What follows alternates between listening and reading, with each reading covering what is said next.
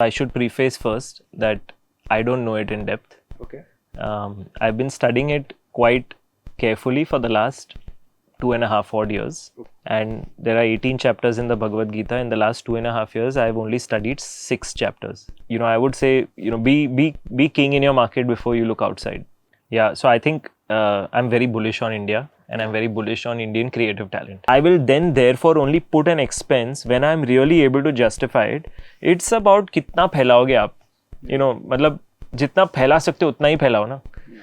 So I am a believer of that कि जितना फैला सकते हो उतना फैलाओ. There are some entrepreneurs who can really take those risks and stretch themselves, and they've really done phenomenally well to create distribution, to create brands.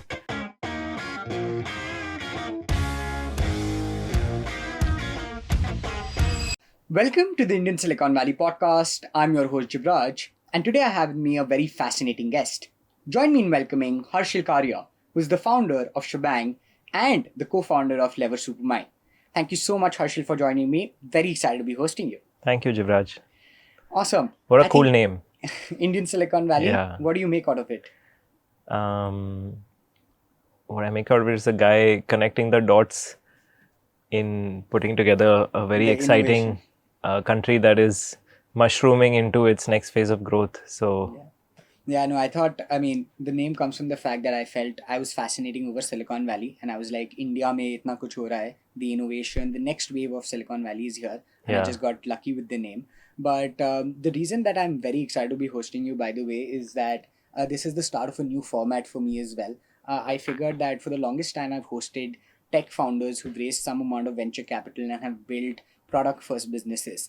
But there's also this rising, in this current funding winter, bearish markets, focus around profitability, and people are interested to also know about businesses, which should not be the case, by the way. It shouldn't be seasonal. But I figured that if we had to really bring out business stories, profitability stories, we ought to talk to people like yourself who have built successful, businesses with profits and have scaled it up year on year. You're also building this and championing this large cause of global, right, where you want to take creative talent from India to the world and from the world to India, which is something I really want to cover. But I think what might be a good place to start is you're a product founder and a business or an agency founder as well today. Services, yeah. Product and services, yes. How do you, weigh both those things in your mind? If you can just bring us with speed when it comes to context to Level Supermind and SCHBANG, what is your time split like? What is your mindset shift like? And how did this take shape? I think that'll be a good place to start and we can go deeper. Yeah, it's a good point to ask this question because now it's like effectively give or take 2 years actively in Level Supermind. Almost 2 years in February. Sure. So it's a good time to ask this question because now I've kind of tuned into both the roles. My time split is first caveat by saying that I work Monday to Saturday. So Saturday is working for Level Supermind. Monday is their Saturday. So I give the whole of Saturday to Level Supermind, and then Monday to Friday, I usually split my time approximately 75-25, 75% to SCHBANG at the moment and 25% to Level Supermind. So if I weigh it out on average, it's about 60-40 of my time spent. The two, there's two very different approaches to running both the companies. And they're also at two very different stages. So I would say that right now, a lot of my focus on SCHBANG is really on, I think where we are right now is we are, I would say definitely the top independently owned creative and technology agency in the country. So there the real focus is on how do we drive excellence beyond. Right.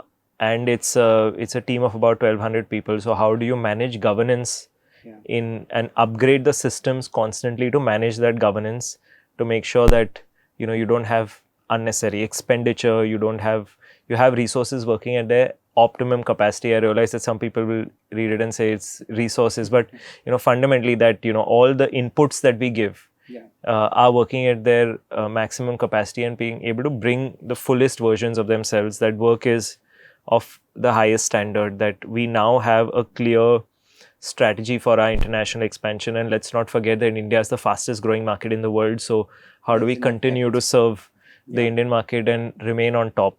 And even while we may say, while we may say that we are the largest, there is so much headroom for growth that actually with the largest, we are actually very small.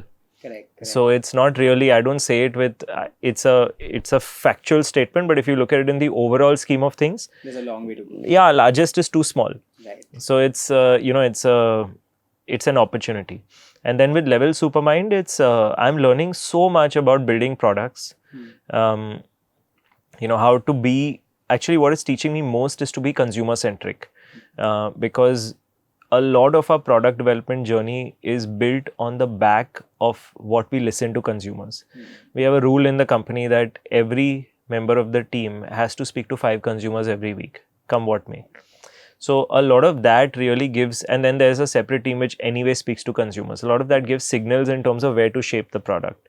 And then, of course, you go through the product market fit exercise, you constantly map your NPS. You are we've got the AA, RRR report that we look at, so there is a different way to manage a product, because a product management is around, how good is your acquisition, how good is your referral, how good is your revenue, how good is your retention, and those are the health metrics. In services, the health metric is more around, I would say, the quality of your work and the client satisfaction scores that you have. So there is an instituted CSAT. Right. And the second thing you want is optimum efficiency of management of resources. So there it's like about profitability management. And then how well you are visible, spoken about, what's your share of voice on the work that you do. So it's 2 very interesting hats, and it's a privilege to be able to wear it. And I think I could thank my stars and all the effort that I get the opportunity to do this. I think I'm very grateful for it.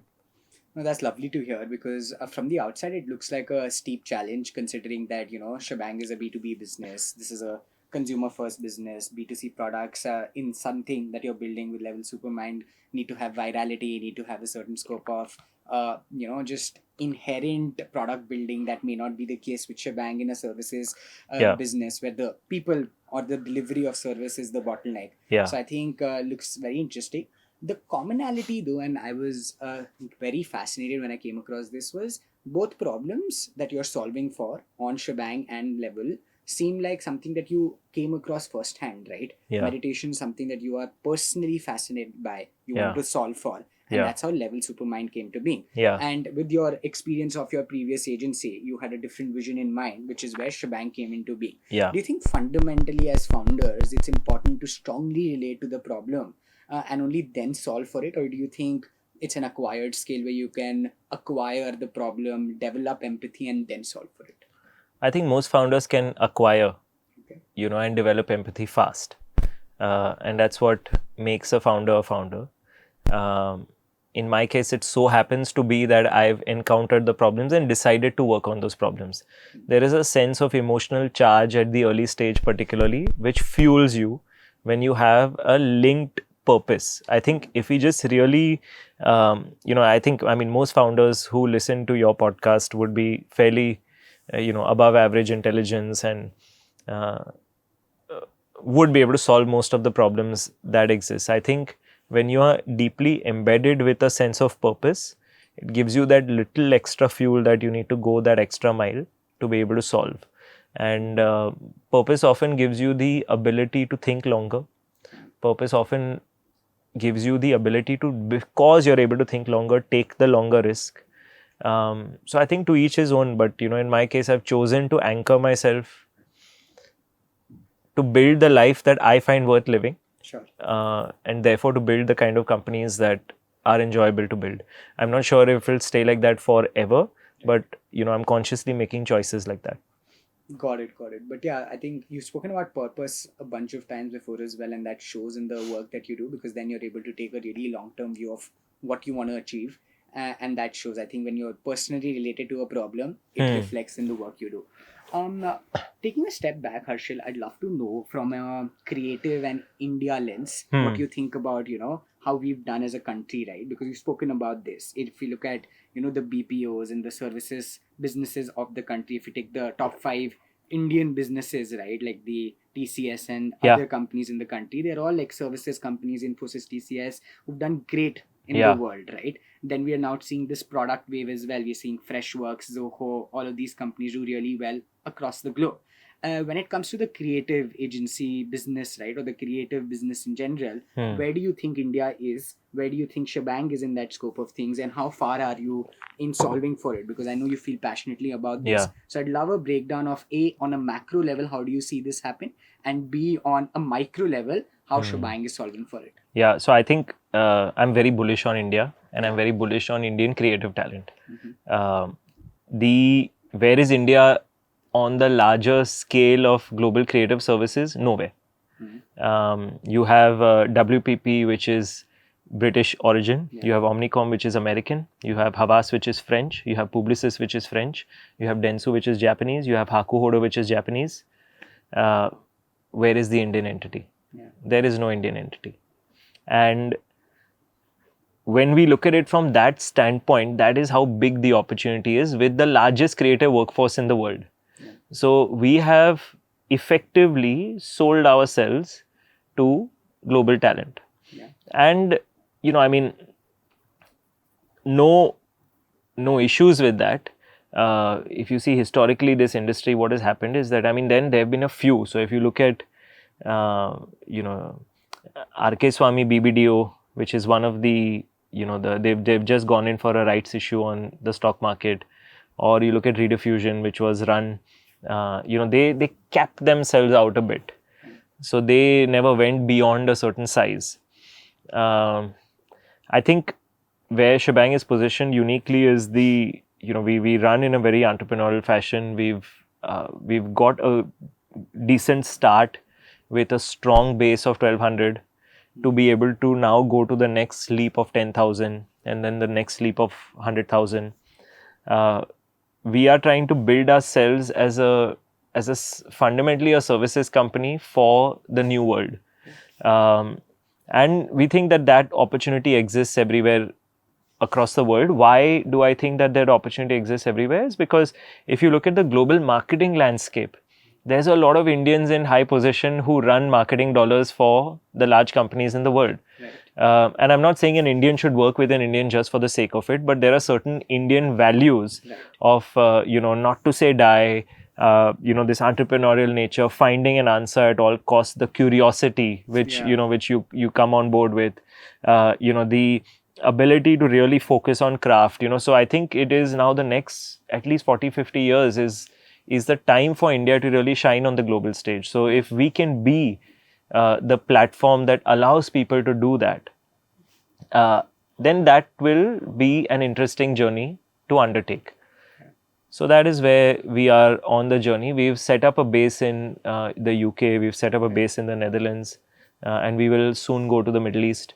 And then obviously, I think in the next 15 to 20 years, what will happen is that another supply market for us in terms of talent will become Africa. So how do we train our people in the next 10 years to really hone talent and then open up centers there? It's going to be an interesting journey. Where are we right now? If I had to really compare ourselves, WPP, the number one employer in our space, is over 300,000 people. So with 1,200 people, we are a spec. So we are not very forward on that journey, but we are determined, and it will take us 15 years and we'll get there. Absolutely. I love that. I think the clear understanding, vision, long-term outlook is very commendable, and looks like the trajectory is very interesting. The other fascinating part, which can become a bottleneck, Harshil, in services business, and this is from an outside in look. I know very little about the industry in and of itself, but it looks like a lot of agency owners have this human problem, right? Which is to say that fundamentally in a services business, people are the bottleneck. So high amounts of training, strong, less attrition, All of these are problems to tackle and ensure you can keep in the business. You've been very vocal about the culture that SCHBANG builds. You've been very vocal about growing sustainably and being, very client first. Talk to us about this talent dichotomy, right? Like, how do you retain great talent? How do you make them owners in a services-led business? How do you control training? All of these bits which can possibly become a bottleneck for scaling a services business. Yeah. I'd love to know your thoughts. Okay, so let's answer this question from the point of view of purpose. Again, by default, if you are a large employer, by default, you will have lots of people who will look at you as a transitionary workplace. Right. So let's be open and cognizant to that, because lots of people will come into your workplace. Some people will say, hey, this is the place for me. And some people will say, hey, I'm going to give my best for the next 2 years and I'm going to be out. Correct. And I will move on to my next challenge till I find what is the fit for me. I think often people leave companies because that company is not their home for the long run. Right. I think as services company, what we try to ensure, and our attrition numbers are open. It's not like we are some Shivaji over everybody else. We have comparable issues on attrition. Right. By and large, services sees 20% attrition. We would be around that range. Okay. So what we have to ensure to do is that for the 2 years when somebody is looking at you as a transitionary workplace, that they give the absolute best. So what can you do within your 4 walls and everything else that is there, that people give their absolute best? And that is the element of culture. And then from that, there will be a subsection of people who will want to define their career through the vehicle that you are building, because they find a shared sense of purpose. And they find that, this, in my case, a lot of our senior talent finds the vision of this India to the world and the best of the world to India, a shared purpose. So then you have to, for those guys, you need to be able to give them enough consistent growth opportunities, upskilling opportunities, challenges. You need to pay them really well. So those are standard metrics of making sure that they have enough fuel to consider this as a shared purpose and really own that shared purpose. And then for the ones who are coming and going, I always say to them, you come, please, if you're going to go in 2 years, you're going to go. I always say to people who join our company, saying that if you want to go to another university, chances are, if you leave this workplace with a great portfolio, that you will get into the university of your choice. Exactly. If you want to go to another agency, you're making a mistake. If you want to go to another brand, and you want to be on the brand side, this is the best place to this is the place to hone your skill, and chances are that your package is going to be defined by the quality of the work you do here. So these are the 3 or 4 reasons people leave. The other being that people leave because of bad managers. That's in my control. These other 3 are not in my control. And that's what we define. So I say that, therefore in the 2 years that you're here, please give your absolute best, because it's for your benefit. And you look at this as a transitionary workplace, I have no problem, but give your best when you're here. If you're not giving your best, you're out. Right. Wow, that's very clear, and I think you've thought this through very deeply. The double-clicking aspect there, Harshil, would be how much of this talent eventually, is beyond the control part of it. How much do you spend time in training versus where your mindset should be? Because I've heard from a lot of people that, especially with agency founders, there's a lot in your control, which is to say that context, vision, selling, culture, hiring, all of this, right? And there will be times where you will be inclined to do things that you have to for the business, right? So how do you manage this sort of spectrum of what you have to do, which is necessary for the business in terms of numbers, in terms of growth, in terms of profitability, vis-a-vis the people side of things, right? Which is culture, ensuring delivery, ensuring high NPS, all of that. Okay, so let me answer this with first telling you a little bit about our structure. Sure. Maybe it gives you an insight into how things are then managed. Recruitment is run by our head of human resources, Mini Nair. She's close to 50 years old. She was the first hire that I made in this company. I deliberately chose to hire her because before this, she had run a network of 13 schools. So anybody who's able to hire teachers, anybody who's able to hear the issues of parents, manage all of that, is able to manage a very strong workforce. So I would say a lot of our workforce management is to do with the way the human resource is structured through Mini and her team, Shweta and the Amit Japneen who we have in Delhi and Gauri who we have in Bangalore. These are strong pillars that run the human resources. So you right from recruitment to payroll to compliances to what have you. I mean, they run it well. Culture is managed by a guy called Anshul Sharma. So he looks after culture and internal communications, and that's really his role, to enrich the culture. Some examples of what he's done to enrich the culture. He works very closely with me we do two kinds of all hands meetings. One is we do every 60 days we do a town hall, and we also do a catch up with senior managers. So he runs both those programs with me. So everything from what goes into that presentation, recommendations on what messages need to be put in, is run by him. He's also running our academy. So the SCHBANG Academy, which is built on Zoho Spotlight, is run by him. So we've got a lot of recorded trainings. We pay our people to create trainings, and then we further pay them to deliver the trainings. So then it's not an individual responsibility. It's a experts training experts. No matter how much I say, I do not have the same expertise as each of my people in their separate domains. That's why they do what they do. I do what I do. Right. So he runs the SCHBANG Academy. Along with Radhika Raheja, who's the lead, the grey matter behind SCHBANG Academy. And Radhika has been with us for almost 7 years now. So she really understands what it takes to deliver a great service. And then another program that Anshul is working on is our rewards and recognition program for the junior talent, where we have, we have this fantastic system where a manager is awarded points. Each manager is awarded, let's say, for sake of an example, 20,000 points, and 20,000 points equal to 20,000 rupees per month. Wow. So the manager has the ability, if you've done a good job today, send you 50 points, or 50 is too less, but 2,000 points. So each person on the rewards and recognition program at the junior level, the ones who exceptionally perform, get points. We have a company-wide leaderboard for the points. And then that allows you to identify the ones from the junior crop who are really stars. The ones who are the stars. Yeah. That defines a lot of, what happens in your appraisal. Mm-hmm. Anshul also governs, what we call the impact statement, which is on the basis of which your annual increment is defined. Mm-hmm. So the definition of the impact statement, he runs through his team with Manik Rege, runs the customer satisfaction program, CSAT program. So Mini is a strong player. Anshul is a strong player. I've got in my core team Indranil Gaude, who's our head of new business.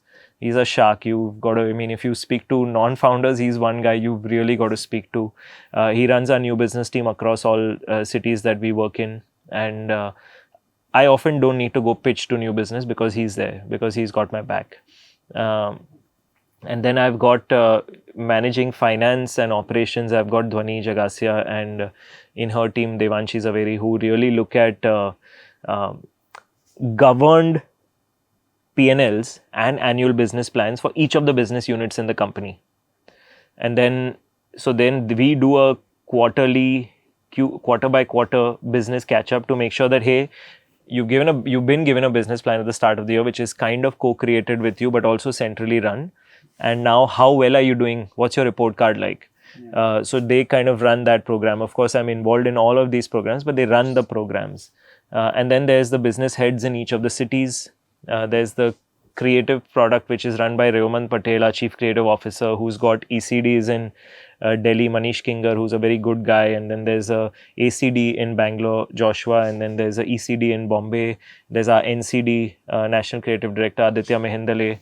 So it's a lot of thorough professionals who are doing different parts of the job. Our film business, production business is run by Rachayita Vyas, who runs SCHBANG Motion Pictures.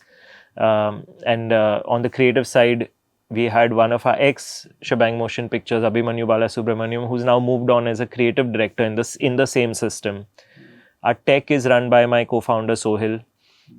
So he's really looking after the entire tech business, and we've got on the service side. I mean, I could go on with the names, but you get the drift that on the tech side, then there are further segregations. You've got a leader of excellence, who runs each of these domains, and then tying it together is what I know how to do well.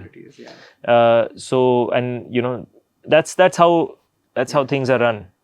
I'm curious to understand how intentional were you forward looking about like 5-7 years back to make this happen vis-a-vis. Was it driven by like you have to do this? Like was it a port of call to okay, if I don't do this, we're not going anywhere because I'll become the bottleneck? Or was it as thought through as you've been able to explain it right No, now? I think you arrive at things Okay. as you arrive at things. I mean, sometimes you can, I think when you, at least that was my limitation then, or even today is my limitation. I don't know what the system is going to be like at 10,000 people. Right. I don't know yet. And often as you know, as the great Rumi says, as you walk on the way appears. So you walk the path and you walk it with diligence and sincerity and hard work and, you know, with absolute intention to serve, and you will move that forward. Yeah.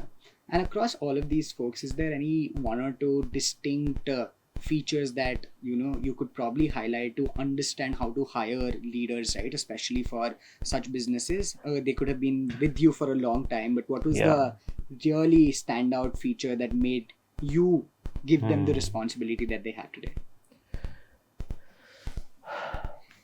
I mean, I can look at, I don't know the answer to this very honestly. There's a lot of material out there which people can refer to, which is better than what I would tell them right now. In my experience, growing and grooming teams in the long run is much better than hiring for and of course there will be times when your company will grow that you will need to hire for external talent. So let me take examples of two people. You know, I'll take the example of Sushant Vithaldas, who's our head of business in Bangalore, and Manish Kingar, who's our ECD in Delhi. You know, Sushant comes with an experience where he started his career in an advertising agency, was looking after retail for Apple, and then was in Dubai for Landmark Group looking after retail operations and marketing operations there. So diversity of experience, exposure to see how businesses function, you know, a sense of adherence to systems, and a clear kind of hand on managing people. You know, and then there's obviously, you'll see the proven track record. Mostly for a senior talent, I like to see their past work more than anything else. Got it. You know, not ki what do you want to do in the future, what have you done in the past, because your future is often defined by how you behaved in the past. So that is, you know, from Sushant's case, was a very strong addition to our team about 5 years back.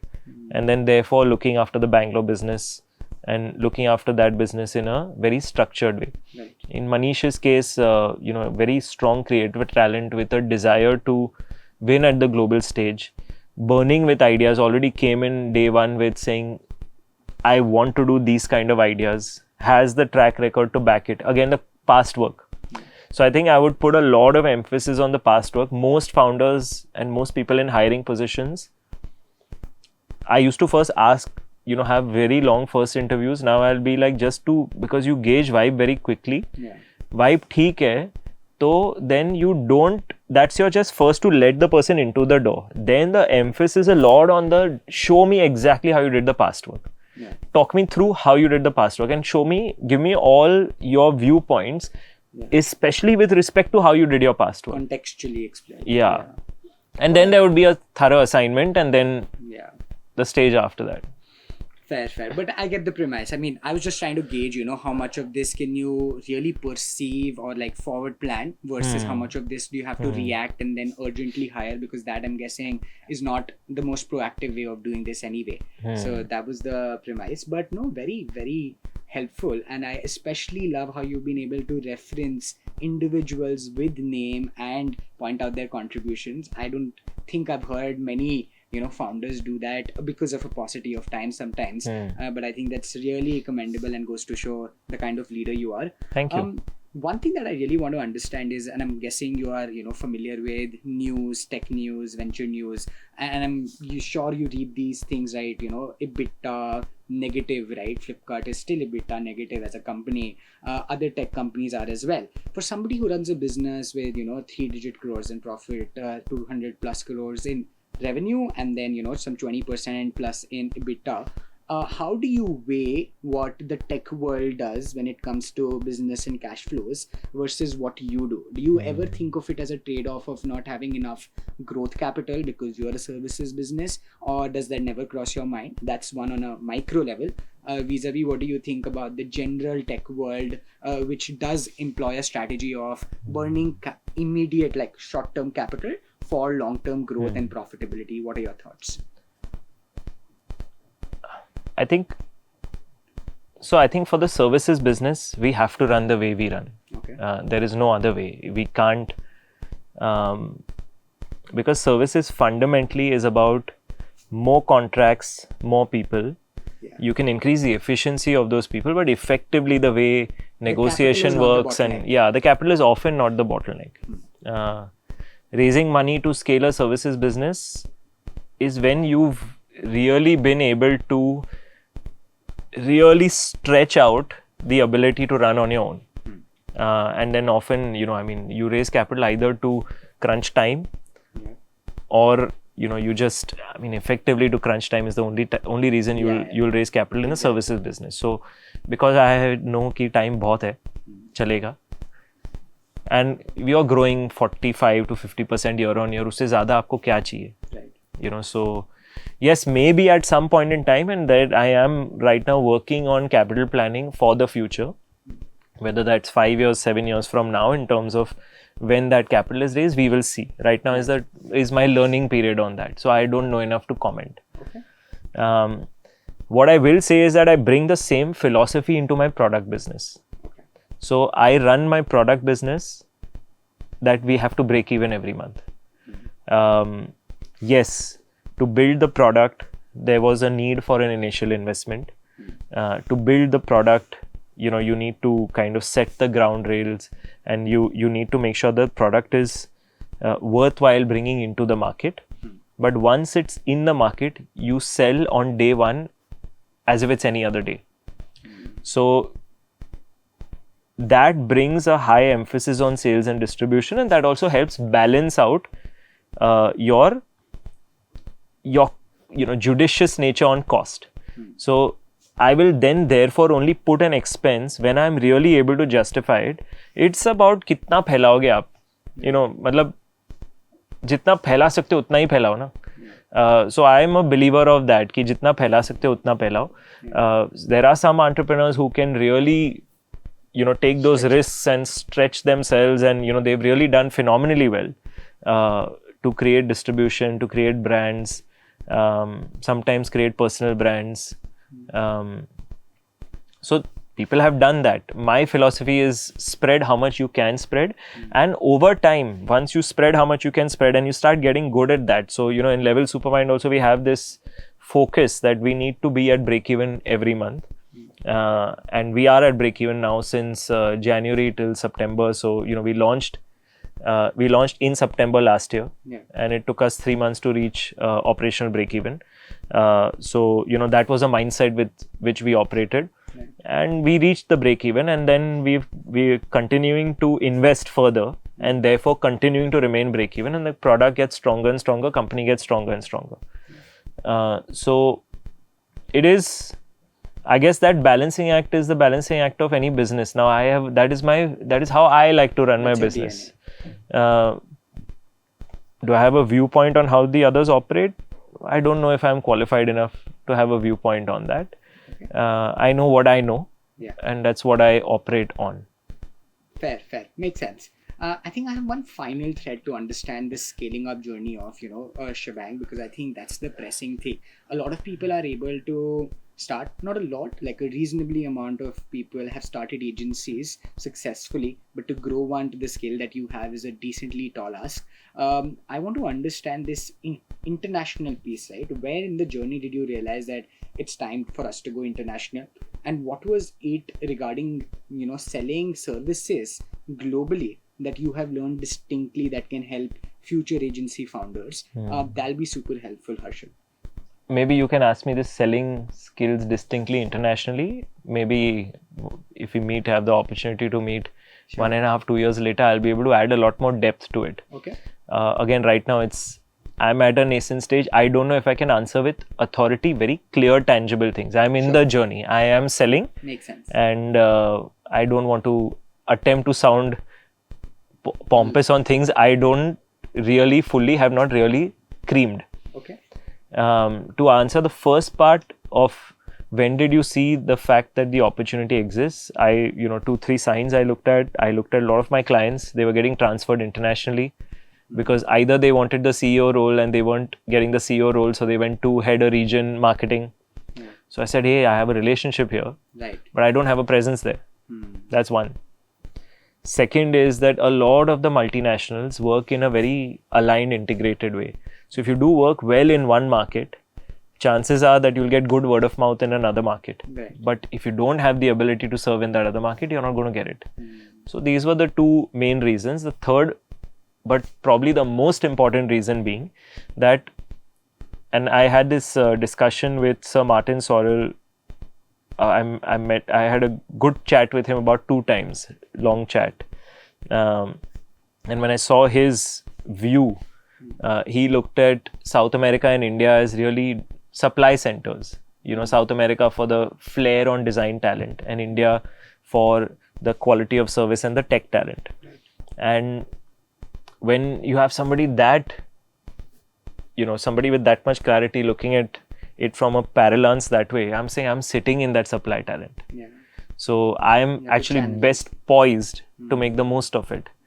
So the fact that we have this large, 1.4 billion workforce, which we can really leverage, that is the opportunity. How much I'm able to leverage, what size it turns into, that much I don't know, but I have to give myself that shot. Got it. No, that's fair. More strategically, is there a point in revenue or number of years or, client satisfaction that you reach and then start thinking about geographical expansion, or do you think there's enough depth? Do you have any thoughts there? I would say to look at geographical expansion, you need a strong home base. So going by current market standards, 1,000 is a strong home base. 1,000 people serving diversity of clients is a strong home base. And then, like I said, India is the fastest growing market in the world. So I don't want it to come across at all that India is not a priority for us. India is our number one priority. Internationalization will add to that number one priority, and over time it will tune. But I would say be king in your market before you look outside. Got it. Fair. I think that brings the entire circle of scaling agencies going global and taking this entire vision of SCHBANG going global and taking creative talent from India for the world. The other aspect of what I really want to discuss through this discussion is going to be your personal sort of traits and characteristics that I found very helpful in the larger scheme of things, because to manage a product company, service company, and have these fundamentals is a rare combination. I want to double click on that. One of the things is your learnings from Bhagavad Gita. In all of the interviews that I was checking out before, through my research leading up to this conversation, I figured you reference the Gita a lot because you've deeply read about it, and at least from the external facing surface, it looks like you know it in depth. If I had to ask you the role of the Bhagavad Gita in your life and your top learnings, what would they be? So I should preface first that I don't know it in depth. Okay. I've been studying it quite carefully for the last 2.5 odd years. Okay. And there are 18 chapters in the Bhagavad Gita. In the last 2.5 years, I've only studied 6 chapters. Okay. So I'm 1/3 through the Bhagavad Gita, and I've consciously decided to take 2.5 years to study it. What I mean by consciously decided to take it slow to study it, over 2.5 years, 6 chapters, is that I have a study group who I study with, and the study group is a very strong group of a combination of scholars and seekers. So we have 2 people who lead the group in terms of they have a very good scholastic wisdom of Vedic philosophy, and then there are different seekers all at different stages in their lives, and we all contribute and resonate together on the learnings. So typically the framework is you will read 1 or 2 or on average 2 to 3 verses every week, You will read them in depth. You will read the background behind each verse in depth. And then you will study, you will discuss, make the notes, and then make the notes post that. So that's the process.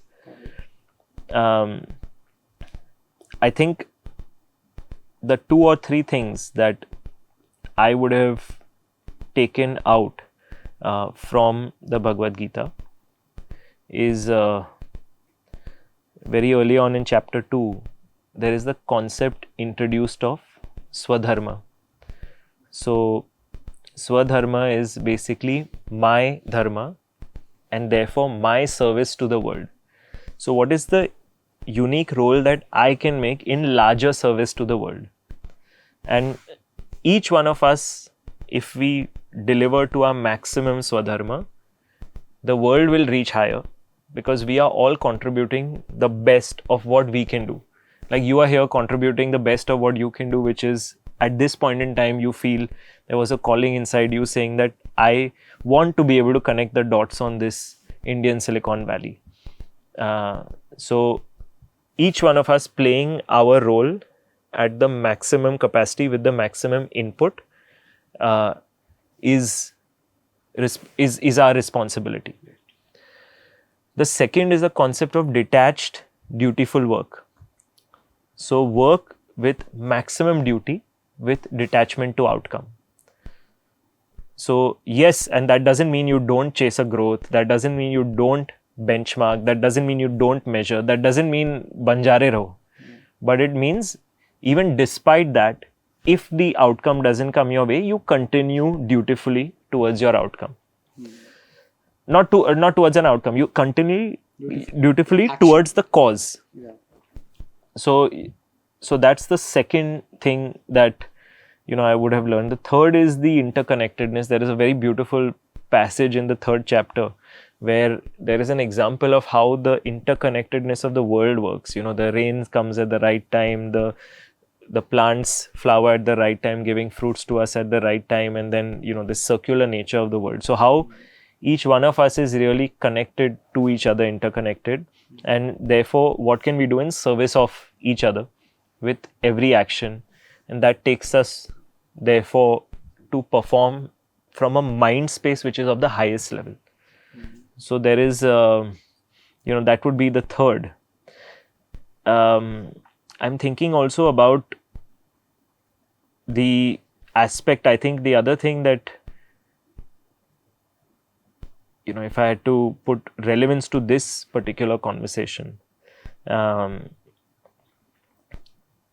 you take the context of the senses and how the 5 senses that we have, really the context of being able to not fall prey to the senses, but use the senses as instruments for us to be able to achieve our maximum.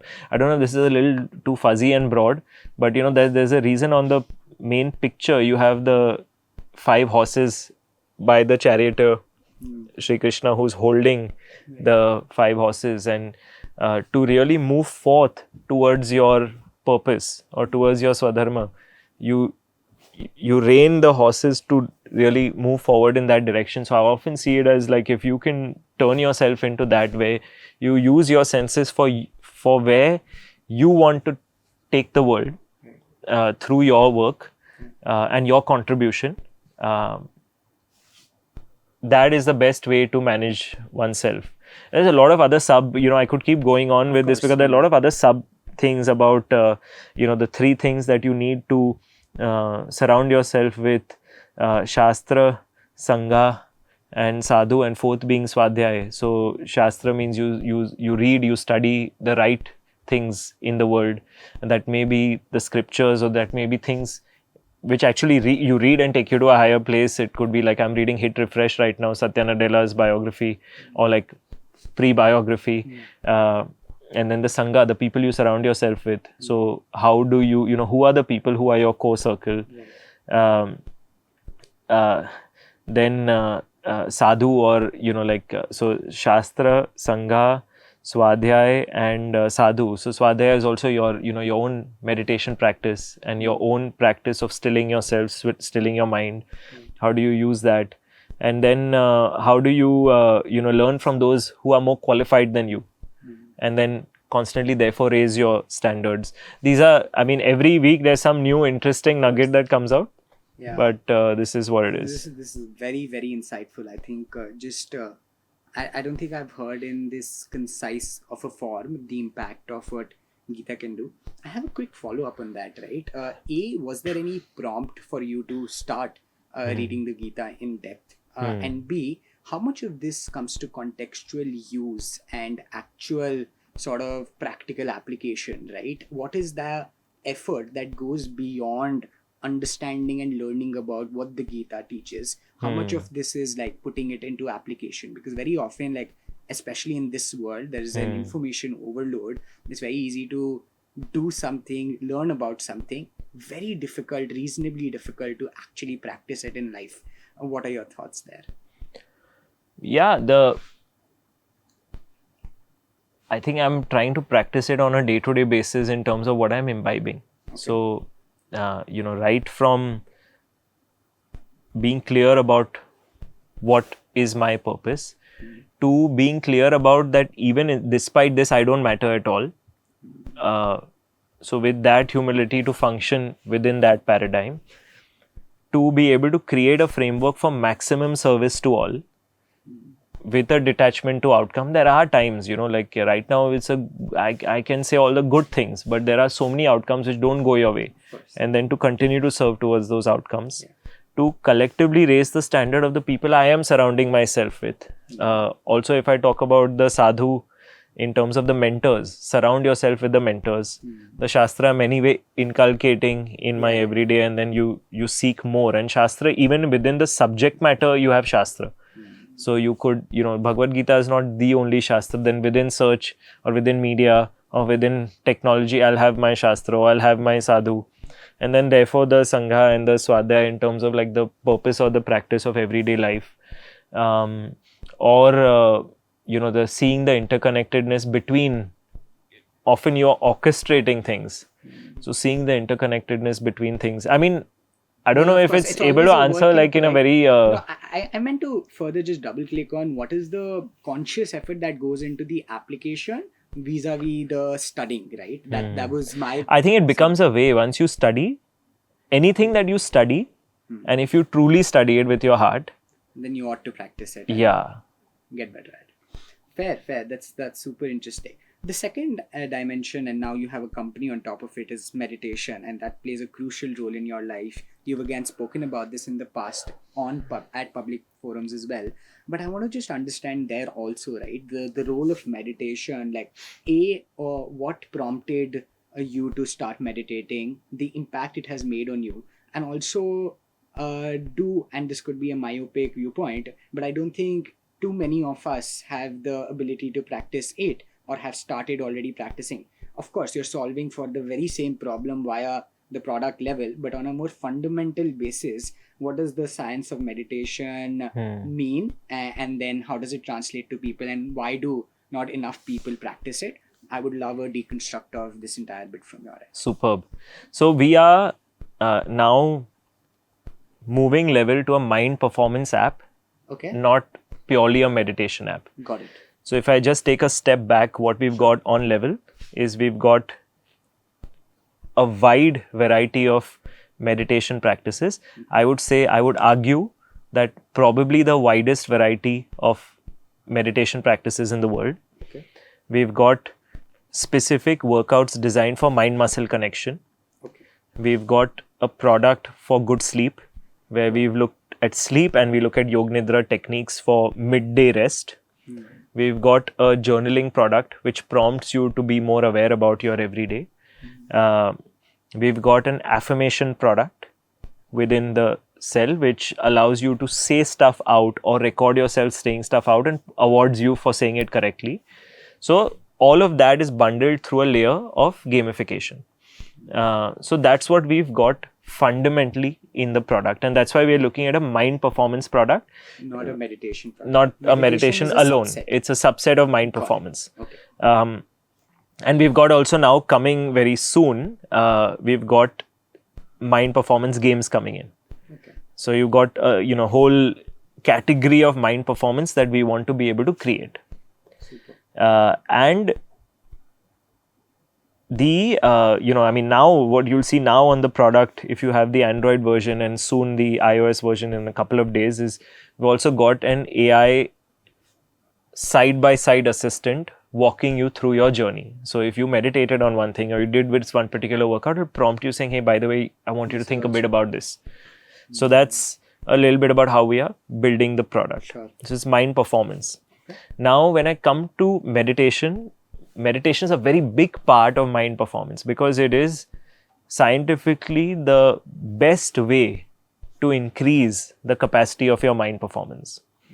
Now, you can take my word for it, or if you're interested in this topic, there is a fantastic book called The Science of Meditation, written by Richard Davidson and Daniel Goleman, where they've studied papers on meditation from the 1950s up until today to really put together the impact of meditation on the mind. Now, what one often starts seeing is that once somebody is in 2 weeks of a regular meditation practice, one starts seeing reduced signs of stress. Why? Because there's an area of our brain called the hippocampus where the stress signals originate from. And with regular meditation practice and stilling your mind, you're actually creating cushion around the hippocampus. Then you see increased signs of focus in about 2 months of a regular practice. 2 weeks, you'll definitely see reduced signs of stress on everyday basis if you do 2 weeks. 2 months every day, you will see certainly increased signs of focus. Now, why does that increased sign of focus happen? Because what you're doing in a meditation practice is you're effectively teaching your mind to focus on only one thing at a time. So you are either watching your breath, or you're watching a visualization, or you're listening to a mantra. So you're training your mind only focus on this one thing. So therefore, in 2 months, your mind certainly learns that this is how I can do focus. So then if you're the type who, grabs for your phone once in a while or is in a meeting but thinking about something else, zoning out, meditation actually training your mind to do that. What you see is on 2 years of a regular practice, you see different parts of the brain really start, you're almost sending breaths of fresh air. With stillness, you're sending breaths of fresh air to your brain. You see enhanced memory. And then beyond that, for long-term periods, 5 to 7 years of a regular practice, you see enhanced ability of cognition load through aspects of neuroplasticity. Now, why does that happen? Let's break this down. We had a couple of days back we run the LSM podcast, Level Supermind podcast. We had Dr. Sid Warrior on the LSM podcast. He's a neuroscientist, and he had a fascinating discussion about, actually there's two parts of our brains, There is the limbic brain, which is more this side. There is the prefrontal cortex, or the frontal brain, which is more this side. And all of it through the spinal cord, you are connected to your actions of the body. The central lobe of the brain connected through the spinal cord is therefore your actions. Now, look at the analogies here. When we say when you are going through a spiritual process, you are going higher. Higher means you're going to the higher parts of the brain, because the prefrontal cortex is actually the seat of your character. It is what makes Jivraj, it's what makes Harshil. So it is the place where our traits, our character, our personality, over time, our accumulated experience which drives intuition is all built into the prefrontal cortex. We as human beings have much larger prefrontal cortexes than most mammals. Our limbic size of the brain in proportion to our body is often similar to the others. The limbic is where your flight, fight, your instinct, wit, your reactive nature is which sits in the limbic. And most people, what you call are integrated people, are the people whose thoughts is equal to their actions. Effectively, I have to break it down. An integrated person who thinks and does exactly what they are thinking. So that is where the connectivity through the neurons in the brain are connecting, it's almost creating a super highway between our limbic system and our prefrontal cortex. The enhanced process of meditation is being able to create that because you're stilling yourself, because you're allowing these pathways to be able to create. And then therefore through your central lobe, your actions are equal to your words is equal to your thoughts. So that is the science of it. I've given a layman explanation of it, but that's the fundamental science of it. So that is why I was very convinced that we need to take this to as many people in the world. And, usually like all startup founders, you will do a assessment of the ecosystem, market size assessment. One thing really came out in the assessment. You've got two major global players in Headspace and Calm. In this space, each valued over last at $3-4 billion, whatever you have it. And it was really a shame that in the world of mindfulness and meditation, we are sitting in the seat of the world as far as this is concerned. Whether you take Sikhism, Islam, Hinduism, Buddhism, all of them have really defined a lot of their practices through this land. So our quest is to be able to take the best of these practices, allow them for today's world to be able to put in a well consumed format, in a solid technology, and label, kind of package it together for everybody to use. So yeah, that's what we are doing, and that's what we are having fun doing. So then we want to make sure that to our users who try the app and who subscribe to the app, how can we build the best possible experience? Got it. Wow, that's again commendable. I think that's also the most elaborate yet succinct explanation on meditation that I've heard, and it's great how you've taken it up to the next level by solving for it from level. And I wasn't, like, to my ignorance, I should have been more aware, but the mindfulness concept and the entire beyond meditation, how you prepare your mind, almost like you work out for your physical health, is a great approach to solving for that entire problem set. So I think that's super fascinating, Harshil. As we conclude the episode, I have a set of similar questions that I usually ask. I have a bunch of follow-ups, but to go into each might consume a lot of time. But if I had to summarize some core principles that I observed again through research, you've spoken about vulnerability, you've spoken about minimalism, you've spoken about purpose-led action, right? It seems like you have been somebody who's in-depth researched about a bunch of things, thought about them, and then put them to action. And these are mostly soft principles in life that enhance the quality of what we do, right? More than functional things about, let's say, business gyan, right? Like, that is a secondary aspect of it. Not to say that that's how you live your life, but that's what, in my observation, stood out. The larger question I want to ask in brief is that what are these core fundamental value systems that you define your life by, and how did you come to that conclusion? Is something that I'd love to know from your own words, because I think that'll help us grasp the kind of person you are in full, and that'll be very fascinating to know. I don't think it is yet there, but I would like to live my life to work to give. Okay. So that's the core driving philosophy. How can I give beyond what I create? So that's my core philosophy. And therefore, can I create associations and partnerships with win-win attitudes? And can I take what I'm built, I've been put into a particular scenario in this country at this point in time. Can I take the best of this and put it all over the world? Got it. Oh, that's a fair summary. If you had to highlight one factor that contributes to what world would define as success, right? Material or non-material, what would that be according to you? I would say, I don't know. I mean, this is I don't know how to answer this question, to be honest. Like, I don't know if there's one factor, because each one, if you look at success, like, I'll give you this analogy, okay? If you look at success as this big ball, you can arrive at success from this road, and you can arrive at success from this road, and you can arrive at this success from this road, and you will never see the totality of what success means, because success itself is so large. Yeah. So you take the road you want. I don't want to be prescriptive and define. Sure. But more importantly, I was just trying to gauge like that P1 for you, right? Like, what do you think is the largest contributor to success in general? Of course, there'll be many, but if you could. I think, yeah, if you want badly to also see along with yourself the ones around you win, then I think that's required. Got it.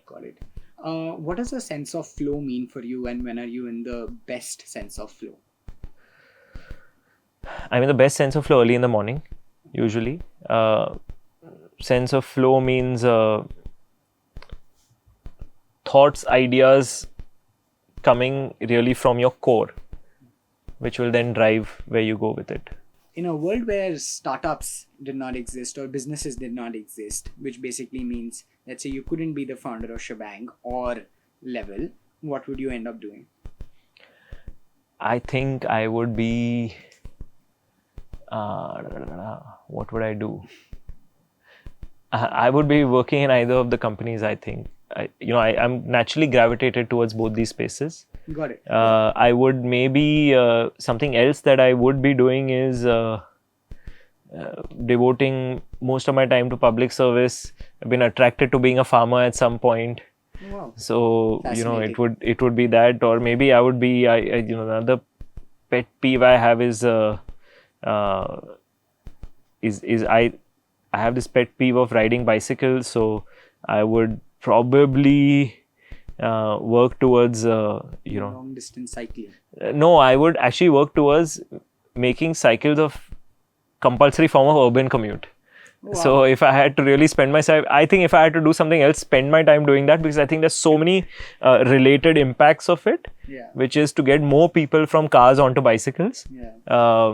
There's like, you can just start and think about all the positive net externalities of doing that, from at an individual level, healthier people to, healthier, lower noise pollution across cities, to better utilization of space, to, better air quality, to, if you can really work it, you can work with better safety standards.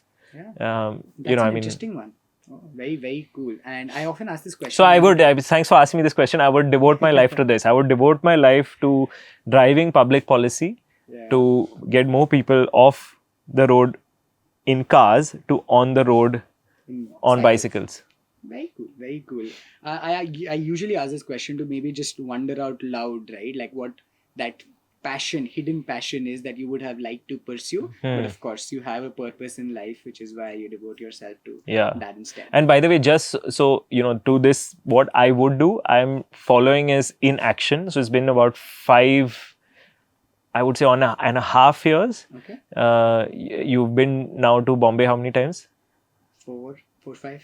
5 times. So, Bombay is not conducive to cycling in. Yes. So it's around 5.5 years, I'm on 2 wheels. Oh yeah, that I know, because you mentioned it in Varun's podcast, I think. Yeah, and that was really fascinating to know. I at the time presumed that it was like a 2-wheeler bike of sorts. No, it's a bicycle. It's a core that's what I bicycle. Now. It, yes, it's functional because it folds into 2. It's a brand called Dahon, and I still haven't got the top end, which is the Bromptons. Okay. One could argue these are the 2 ones that you can get. So I've got that, and then if I need to go a little further, then if I have to get into a car, I can put it into the boot. Very cool, very cool. No, that's super. And I like music. Okay. So the other passion I like is music. I've written a couple of songs. Ooh, wow. One, if anybody's listening, you should check it out. It's called Uch Ja Re. It's a song on entrepreneurship.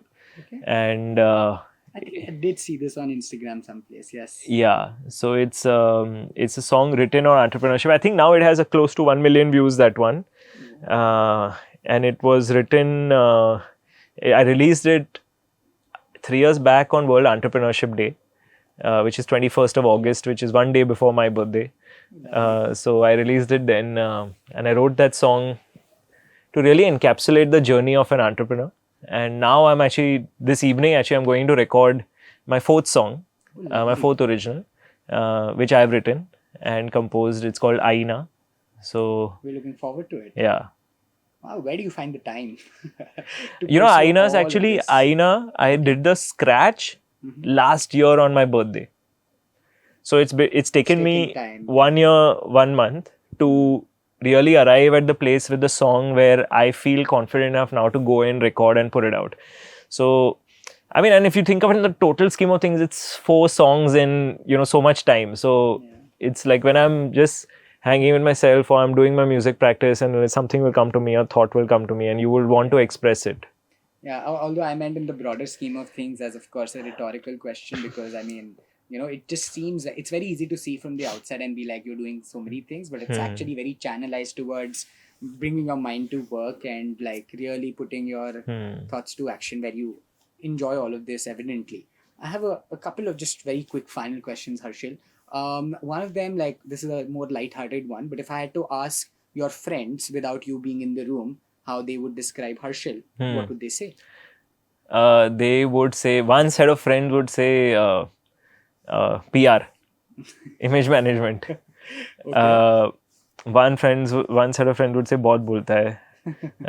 One set of friends would say, they would say that he kind of describe what you said, like, okay, purposeful, conscious, really knows what he's trying to do and is edging forward. I would say those would be 3 sets of friends that I would have. Nice.